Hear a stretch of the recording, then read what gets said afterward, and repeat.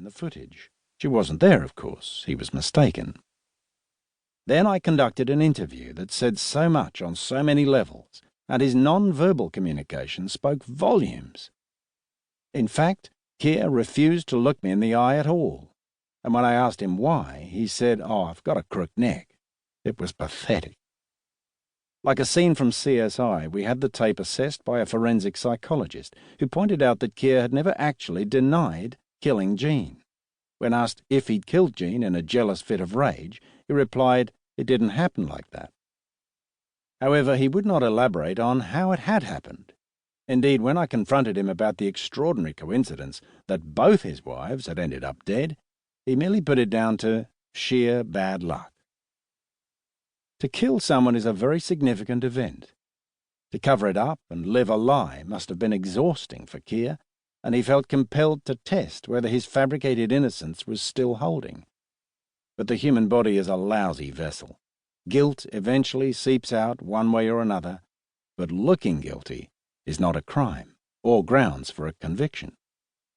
Seeking justice through the correct channels would prove an exercise in fortitude, patience, and resilience for the dedicated police involved and Jean's family, all of whom endured 3 long court cases. There has never been any justice for Rosalie.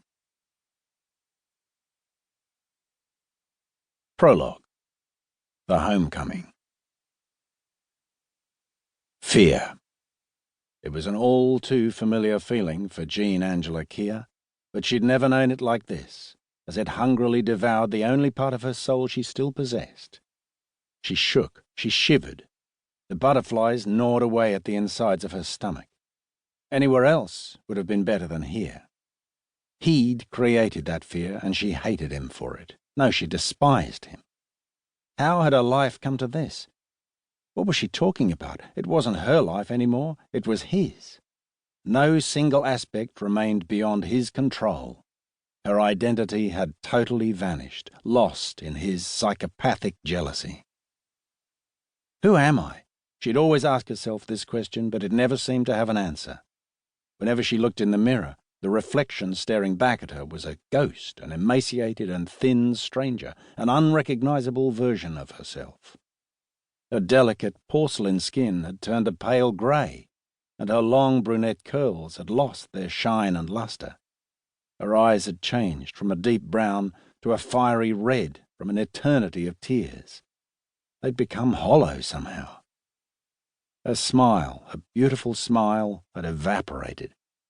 Everyone, her mum, her dad, her friends, had all told her that her special sparkle had disappeared. He was responsible. He was literally driving her crazy. Possessive, resentful, he always teetered on the brink of insanity. Brutality was something she knew like a lifelong friend. Even wearing revealing shorts or a bikini resulted in him flying into fits of rage, laced with an anger that knew no limits. She bathed with her own son. He beat her. She played around with her cousin. He beat her. She wrestled with friends. He beat her. He'd always say, "I'll cut you up and feed you to the dogs if you ever leave me or touch another man." Visions of him laughing as he tossed scraps of her to his beloved greyhounds raced through her head. How could she go into her house? How could she be left alone with him? Freedom. She'd tasted it for the first time in years. The man sitting next to her had given her something that her husband never could. Staring blankly out the passenger-side window, she regained her composure and turned to her lover. "Carl," she said, "I don't want to go in. I'm scared of him. He'll kill me." "You have to. He's your husband, and you guys need to sort this out." "But I'm in love with you." "I know. I'm sorry. There's nothing I can do. You guys are married." Terror engulfed her as she stepped out of the red Renault station wagon and saw him standing on the veranda. Moving towards the front gate, her breathing became shallow and short, as though a python was constricting her chest. She walked straight past her husband, keeping her head bowed, too afraid to make eye contact. Thomas Andrew Keir had been waiting for hours. With each passing minute, his anger and resentment grew. He could feel the fury frothing and bubbling.